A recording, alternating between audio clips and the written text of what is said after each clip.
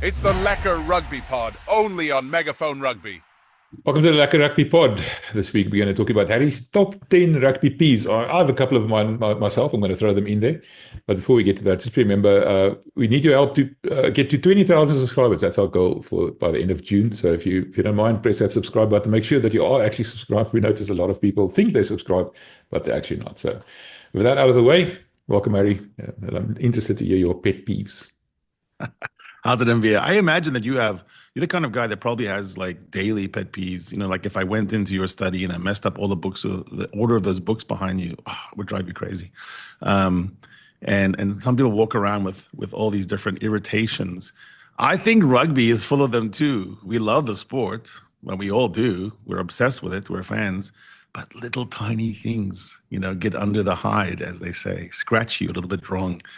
And any good pub chat with a good rugby fan, if you're going to want to have a really good time talking, just get into what drives you crazy. I'm a little worried about this newfound power that I've got as the Loftus Don Quixote. I have to be careful how I wield it. I might have some unexpected results. You never know. So I'm worried that I'm becoming like that old man in Dennis the Menace, the old grumpy old man who's just being grumpy for the sake of being grumpy. I have to do some introspection, yeah. Turn down the music, the man shouting at clouds. Well, just so you know, if you actually achieve your purposes and the windmills are taken and conquered, then you're not Don Quixote anymore. You're like a King Charles. Superman. Be careful. I wonder what my kryptonite is. Macy, Sweet Caroline. I don't know. You're gonna start. So the stadium will be dead quiet and it'll just be completely silent, and then you'll be mad at that. Yeah. Where's the music?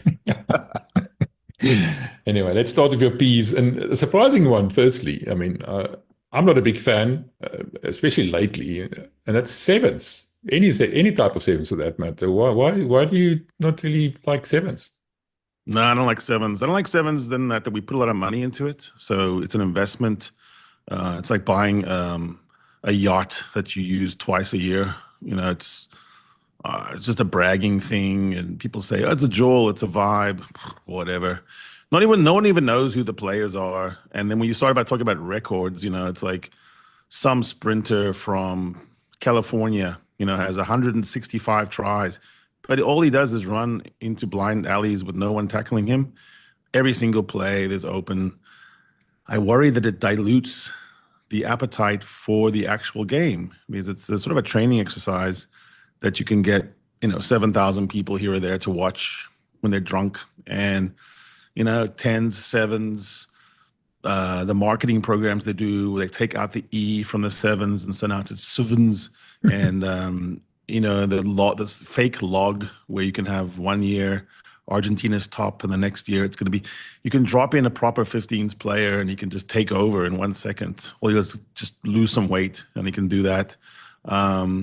There's no way that you can actually imagine it standing up to introduction of like 7 All Blacks suddenly to play sevens, and you pick the right All Blacks, they're going to score 1 million points. I mean, who's going to tackle Caleb Clark at a full tilt next to Mark Talea? So I just think it's the danger of it. Why it's a pet peeve is because we're putting money into it, and we keep saying it's a gateway drug. We hook you on this, and then you're going to come over to that. No, it doesn't. Talk to sevens people who are just sevens people. They don't know the rules of rugby. When you say, come watch 15s, they go, it's boring. So they're forever trapped in teenage land.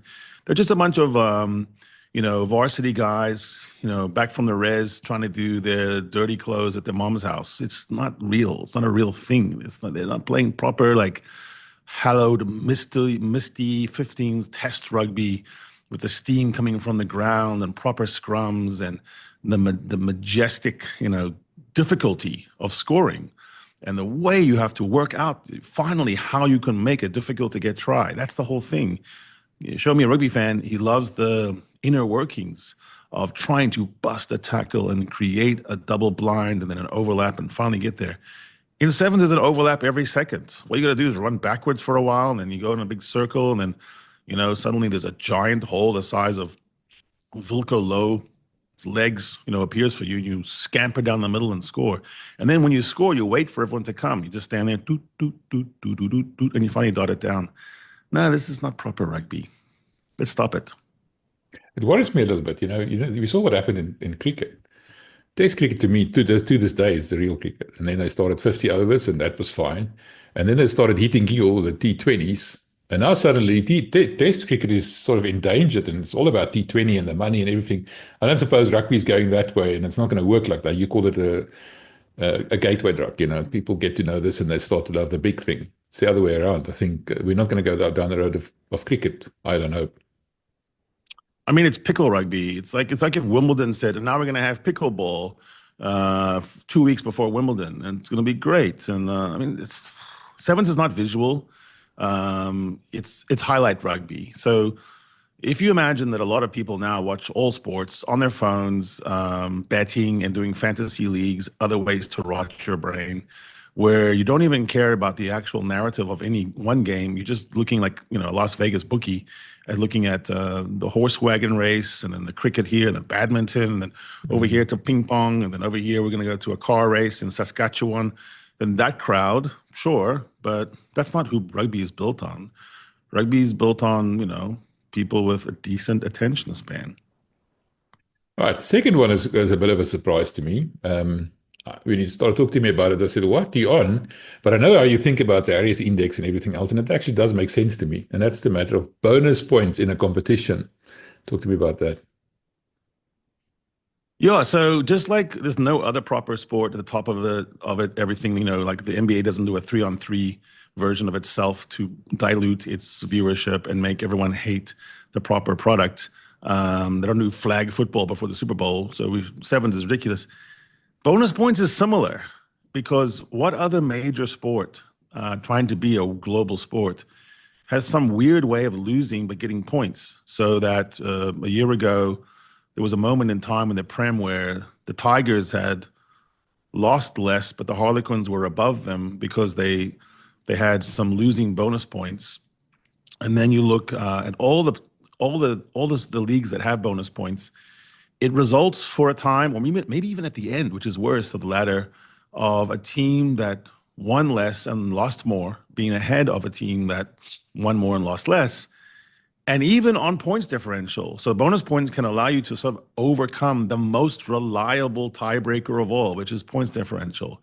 So for me, it complicates things, which is not good, where we look right now at the ERC or Super Rugby, and we should, as fans, know exactly how many games our teams have lost. You can just go 7 losses or 4 losses, 3 losses. You should know that.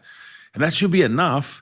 And it makes your brain a little bit easy to understand, like, oh, I have three games left, and the guy I'm chasing has 2 losses and I have 4. I know exactly what's going to happen. But now you have to go, oh, well, bonus points, what if they lose kind of closely?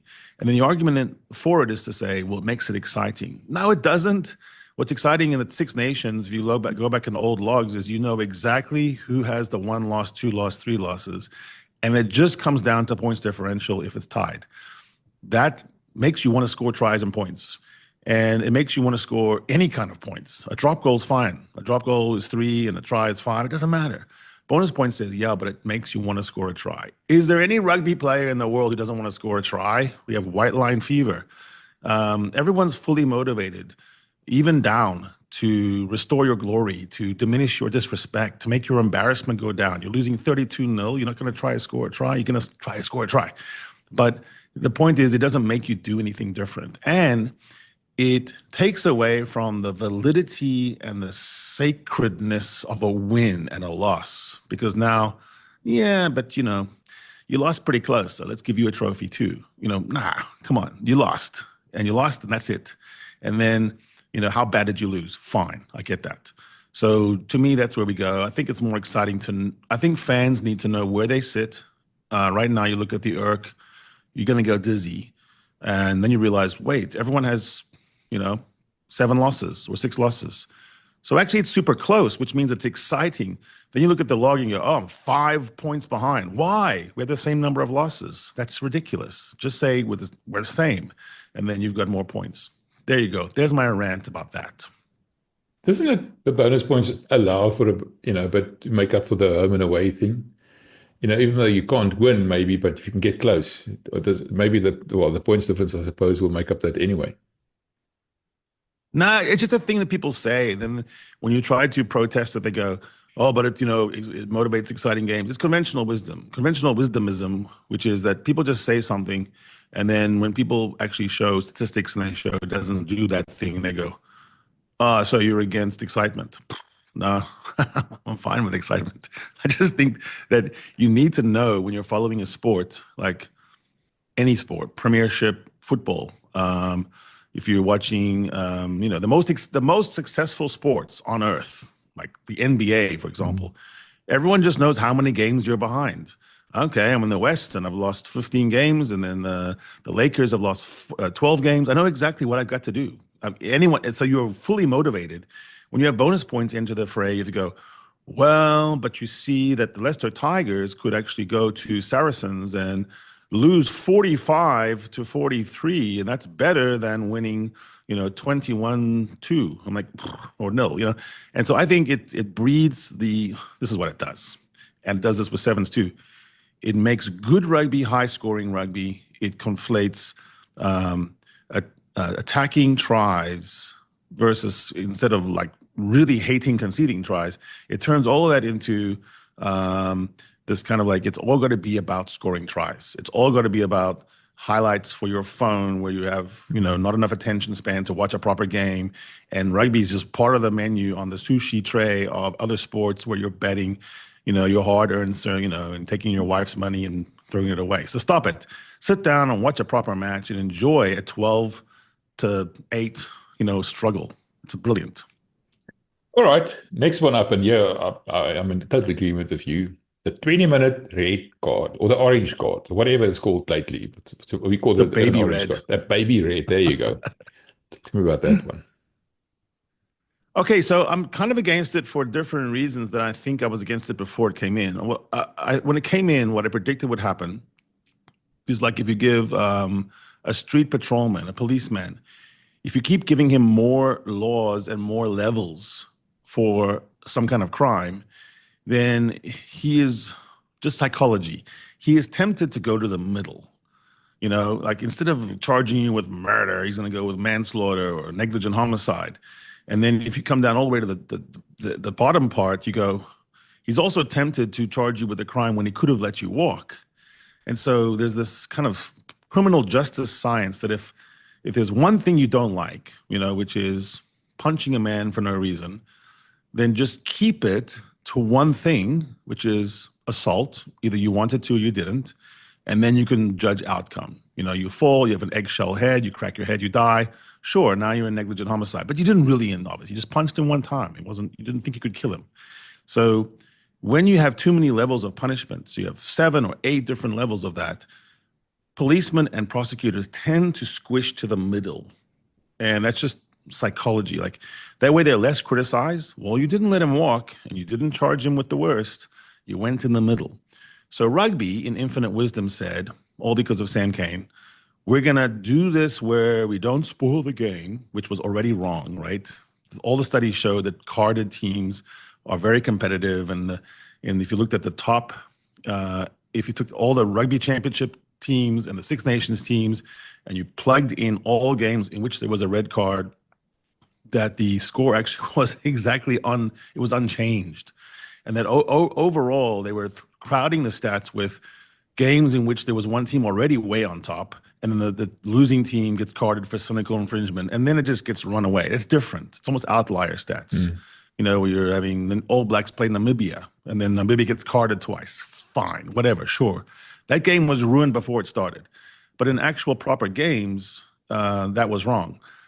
But they introduced the card saying, well, we don't want to ruin a game like what happened in the Rugby World Cup final because we're so sad and we're crying, we're clutching our little baby toys and don't want to get over it. And so they go, let's fix that. Never again will there be a Sam Cane red card that will, ruin the World Cup for us, and then we don't have to cry so much.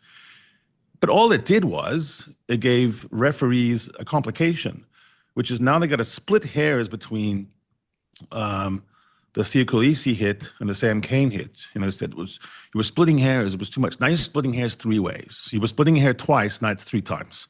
So is it a yellow? Is it a baby yellow red, 20 kind of intra red? Or is it a straight red?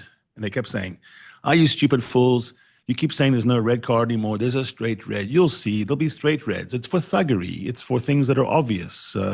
Like if someone after the whistle, is just launching their head into someone else's face. You'll see that'll be a red card. That'll be a straight card. That's like eye gouging and tripping.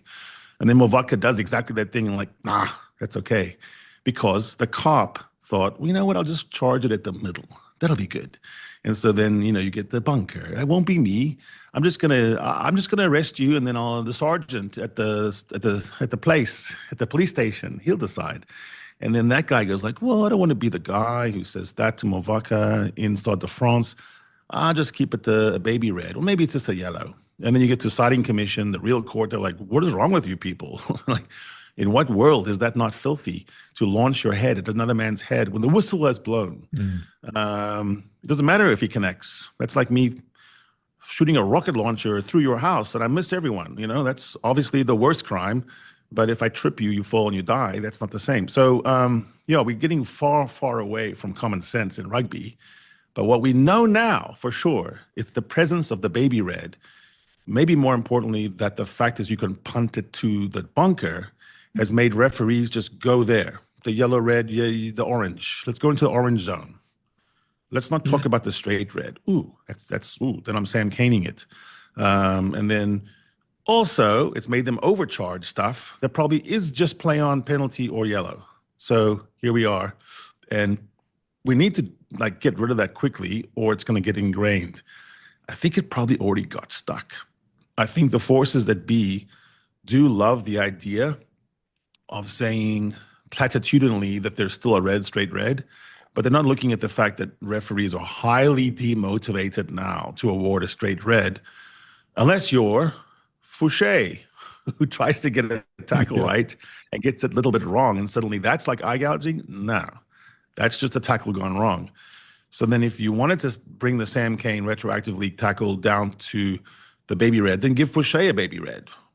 So if that was the whole thing, then what's the difference between Fouché and Sam Cane? I don't know. We're dancing on the head of, needles. Which brings me neatly to my next one, your next pet peeve, and I share this one with you. The fact that referees tend to be influenced by the home crowd. And we see that especially in France. If the director not playing what he should be playing, if it's the opposing team doing something or something good, or that, if the opposing team should be penalized, they show it too much. Lots of referees get influenced by the crowd. Lots of referees are maybe scared to give a straight red because of the crowd. So what do you think of that one? Well, for decades, the difference between home and away has meant something in penalties awarded. So if you take 40 years of stats and you say, what is a normal game? So normal penalty count is 10-8 or 10-9 or 9-10. If without knowing the teams or anything else, you put home and away, there's been a difference. Like referees are definitely affected. They are motivated against penalizing the home team and more towards the away team. Not because they intentionally or consciously do it. It's a subconscious thing. And so I'm not accusing anyone of anything. I'm just saying that is normal. Now you're introducing a new variable or additional one, which is which home crowds are the best at motivating the ref. For sure, the French are the best.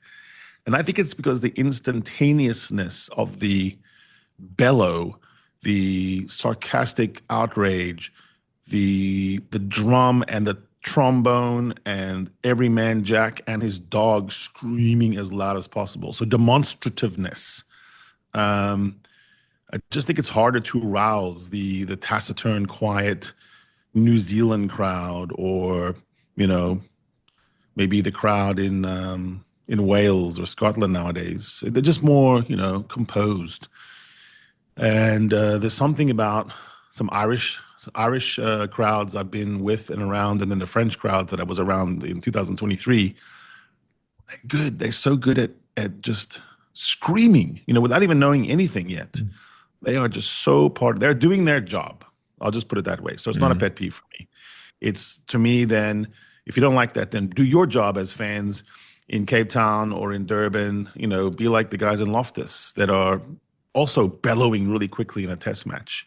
outraged without knowing the facts. They could be completely wrong. Doesn't matter.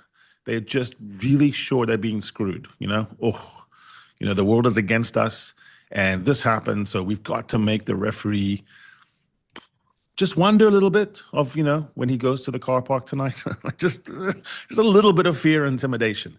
I think that's the job of the home fan. So I'm gonna strike that off as my. I don't mind that. No, the pet peeve is not the crowd. I agree with you 100%. My pet peeve is the fact that refs actually do get influenced by it, even though it's subconscious. You want them to be impervious. I want them to be above above it. Just look down at these people, And the nice thing about Loftus is now we can actually hear the crowd again. So that's just my final stab in there. Well, I'll agree with you on this, that the ref who gets the quarterfinal, semifinal, and final of a World Cup should be measurably the one who is the most similar on home, away, home, penalty differential. You're right. That is actually a really good stat. If I was the head of refs and I was like, I'm going with Ben O'Keefe, it's because I feel like Ben O'Keefe is really impervious to the bellows of the crowd. Absolutely. And I'm not going to say a name, but I can think of a ref and he is extremely affected. I know the name. I'm not going to say it. I'm going to ask you afterwards. I'm curious. I can say all that information, people, if you're interested. let's leave it there. I'm going to stay on the subject of the referee for a little bit. The next one, the fifth one, and that is players talking to the ref incessantly and going overboard, and specifically referring to, for example, TJ Perenara drove me absolutely insane. Talk to me about that. You have an interesting thing about that. So famously, TJ Perenara he's like a bit like John McEnroe. He's the John McEnroe of rugby in that he actually is right a lot. So it's the way he goes about it that's annoying, right? But if you actually go back and reconstruct a lot of the arguments he had with refs, where he was coaching the ref to get to the right decision, he was correct. But oh my God, he is so irritating. And so, and because also when he starts to talk, you wonder, oh, he's probably going to get there. The ref's going to change his mind. It's outrageous. Every other captain tries to talk about it and they don't. They get said, go away, don't talk to me. Let's see. I think the TJ Perenara doctrine is that TJ goes too far. So we had Conrad Smith on, the legendary number 13 outside center for the All Blacks. He's played like 94 times for the All Blacks. I think he lost 7 times. Like amazing win rate. And as we all know, because we're scarred inside our souls, as Bok fans, he did it to us so many times. And what he did is he hardly ever made a mistake. And so now he's gone on. He heads a union that's looking out for player welfare, both during and after careers, investment, explain to young boys who may have skipped university and didn't have a traditional, and they're in rugby, and then 4 years into it, they rip their whole leg out. And then what do they have? So Conrad is a lawyer, a trained, qualified barrister, and he's the head of this organization now that's talking about player loads and how injuries happen more from the accumulation instead of one particular traumatic thing. Working with players about, how many games is too many, 30 games a year, sort of like is the outside limit. And he told us, because now he's turned into both a coach and then a referee. So he's a referee now and getting barracked at age 44 by players that are, 38, 37, so kind of peers. And he's, like he said, as a referee, when you come in, you're a little bit insecure. I was standing in the wrong place. I kept floating towards 13 position instead of being right behind the 9 in the pocket. And then he would even ask a player, like, hey, what happened in that ruck? I didn't see it. What am I doing? Why am I asking people who have a conflict of interest? And he said that he played with TJ Perenara. He was a Hurricanes captain for a long time. So he would lean on TJ Perenara's ability to talk to a ref. And the main point was TJ Perenara is sort of good until he goes too far. And so as a captain, you've got to know exactly when you've got to stop and let the referee have his dignity and his space. And that's where he always went wrong, because he remembered that one good time when he changed his mind. So I think Alan Wynne-Jones would be your best copy instead of TJ Perenara. But Conrad said that TJ Perenara's, position is that you just always be talking, like just never stop. So your voice has become like a river. That drives me up the wall. I tell you what, that won't work with me. For the grumpy old man again. Right, moving from the referee to the touch judge. And we've often seen Willie Leroux and all kinds of players who just kick the ball out, gesticulating No, that's too far. You don't give me enough credit, whatever else it would be. That's one of your top pet peeves, if I'm not mistaken. Yeah, I tried to invent a word for it. Dan Bigger was the worst, actually. Dan Bigger, even before the ball left his foot, would start screaming at the touch judge about how he was wrong. Like he hasn't even got to the spot yet. Um, I just find it annoying because it's sort of soccer. And in my world, just anything that's sort of football, soccer, then I don't like it. I just think rugby is mostly about we're not soccer. I think we came from the same origins, and someone said, you know what, we're going to do something different. Pick the ball up and run. So now we're not soccer. So I just think it's very goalkeeper behavior. You know how goalkeepers are always screaming at the defenders when he just saved the ball because there was, some minor breakdown, and then he wants to act like so petulant, like he's just crying in his milk.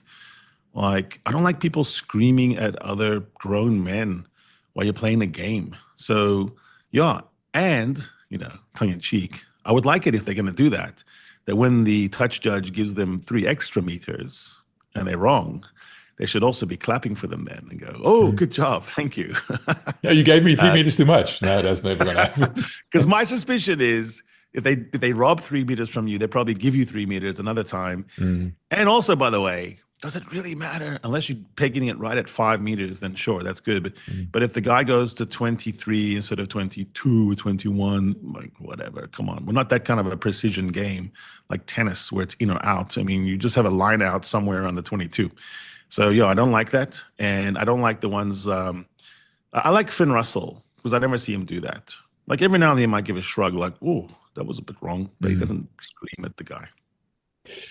Something from my ancient history. I was touch judge once in my life. And I tell you what, I got a new appreciation. It is the most difficult thing to judge where that ball went out because you're looking up. It's not like you're at tennis court, you're looking from the side, you can see the line and here comes the ball. It's like completely, this is the most difficult thing I've ever done. I just gave it up, never going to do it again. So touch judges, you have my respect. I have to be honest, that's a tough job.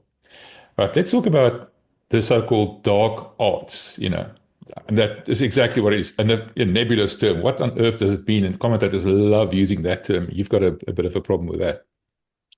Well, there are dark arts, but I don't like it when commentators use dark arts as a way of not saying something about something that just happened.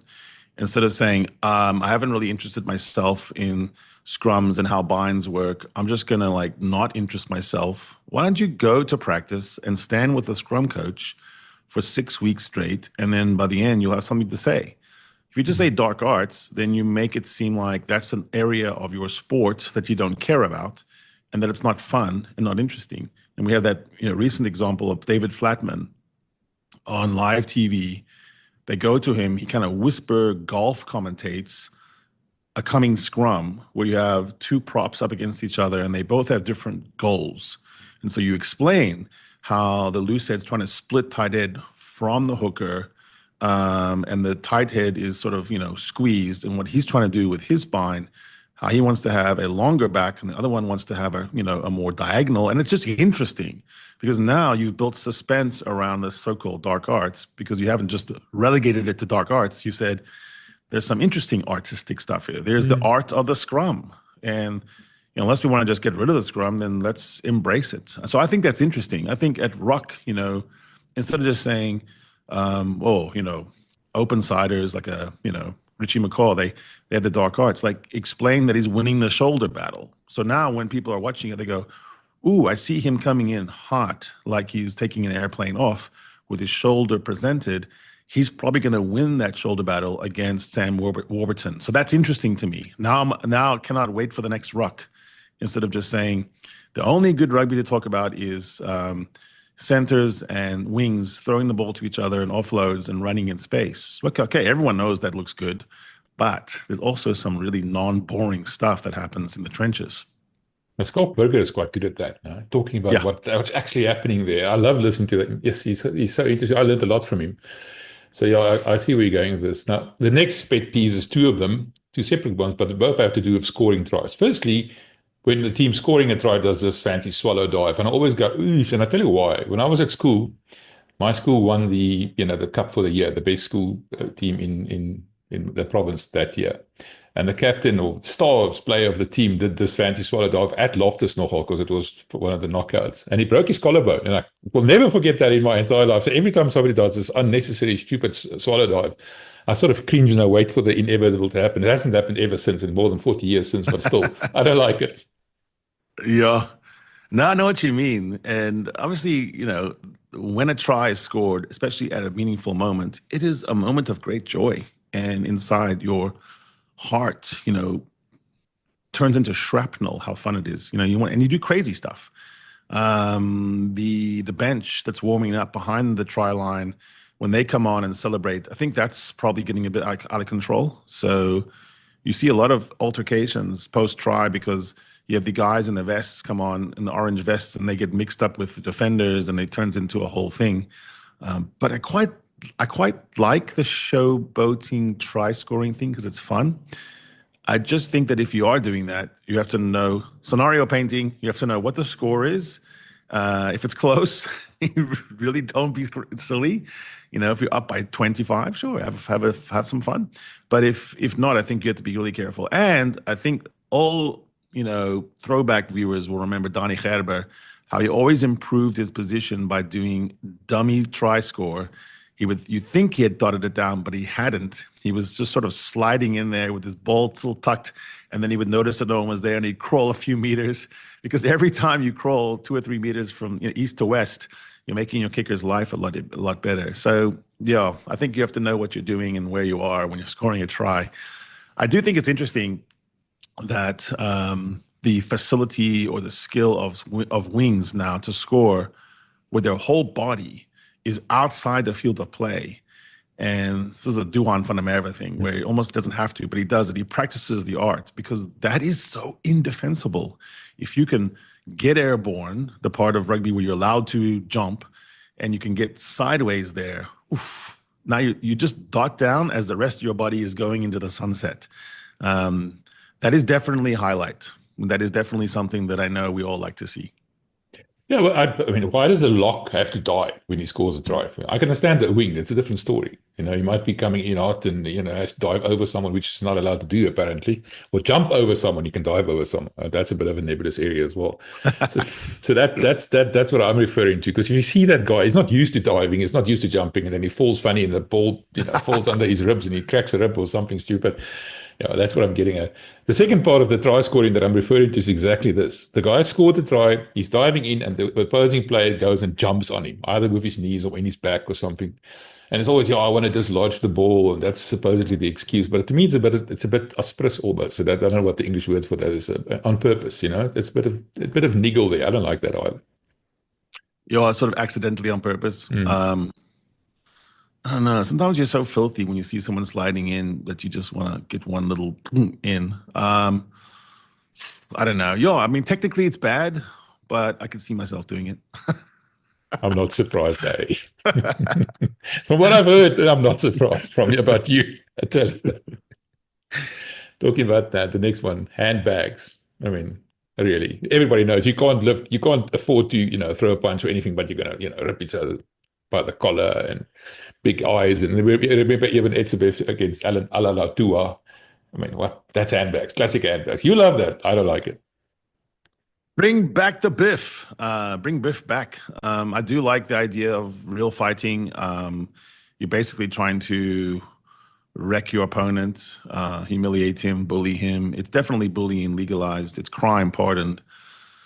I mean, if there was a way to do it like ice hockey, where if someone is, pulling your ear off all day in the rock, trying to grab a hold of your armpit hair and squeeze it off, and, no one sees it, and you've had enough, maybe you're losing, and you just want to have a punch up.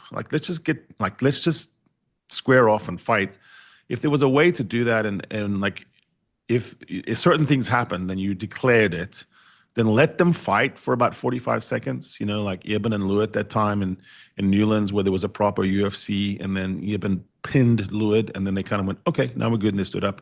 I think it's kind of good to settle it sometimes early in the match, and then everyone knows, okay, we're good, we settled that, Yeah. And it's fun. I would imagine like Dwayne Vermeulen, just having enough of Kalen Doris, and then just have an actual fight. but only two people, and maybe you designate the people before the match. So you're like, hey, don't punch, Villy LaRue, because he's not a fighter, he's a lover. But you can declare your fighters, and then you declare your lovers, I guess. And then you just throw them in. And maybe, some weight equality. I don't want Faf de Klerk fighting Sam Whitelock or something, but I might like to see Faf de Klerk fighting Antoine Dupont. I would like to see that a lot. I would like that too. Actually, I hear what you're saying, but it must be like Test cricket. You've got an appeal. You've got 3 appeals. So you can have 3 fights. You can do whatever happens. You've got 20 seconds or whatever it might be. I'm going to just look the other way. That's an interesting one. I like that. I heard from Buckland on very reliable sources, like guys who go hunting in the Karoo kind of sources, that the guy you don't want to fight ever in this last decade was Dwayne Vermeulen. Like that you're going to lose that. Like no one, I don't care how big you are, Ibn, doesn't matter, that Dwayne Vermeulen will win. Sure. Nelspruit Boykie. There you go. Right, let's finish this one up. I was thinking whether I'm going to ask you this because I'm training on thin ice again, but thin-skinned coaches. Talk to me about that. I mean, come on, guys. You're in this business. You know that the top of the business is reigned over by coaches that are virtual kings. And they became beloved most when they thickened up their skin. So the rise of Rassi's Q factor, how much he's loved and beloved and respected, has correlated exactly with his getting over the sarcastic bad loser thing and getting into the fun guy who presents warts and all of his emotions, and has learned to not only win well, but to lose well. And there you go. Andy Farrell got that earlier. He just sort of figured it out. And I literally heard him say one time when there was a terrible loss and it was horrible, and they went to him and he fronted up. I mean, in the press conference, minutes post-match, really disappointed. And he goes, we've won well a lot, so now we need to learn to lose well. And I just thought, good on you. That is the spirit of rugby. I remember Heineke Meyer always saying the same thing, is the score is the score. You'll never see anyone in my coaching setup complain about the referee setup. So that's one level of referees just, parking the whole, I want to point to one decision. If there's 150 tackle points, there's 100 ruck cleaning points, there's about 50 close quarter, whether it's more line out scrum engagements, 15 aerial contests, if you count restarts. One thing in that is not going to matter that much. If you got done twice, then you probably got the benefit 5 times. So park all that. That's the first thing. Second thing is when journalists who need to do their job, which I think requires them to get actually interesting quotes, and they pose a question, the whole brittleness of like coming back and what was it, Eddie Jones getting a question at Loftus. I think he had said something about the Springboks disrespecting them by picking a B team or something. And then the Bucks just rolled the Wallabies, just humiliated them, put their face in the dirt. And then there was a cheeky question by a South African journalist about, is it still disrespectful now? Or something like that. My friend Ken Borland.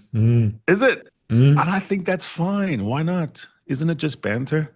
So then banter back, I mean, say something really funny, but smile while you're saying it. Like, show that you're not affected by it instead of being so touchy. I'm like, come on, the guy's also got a job. You got a job, he's got a job. And create good copy. Give him a nice quote. Like, be funny, The funny thing about Ken Borland is he's the most gentle person you'll ever meet.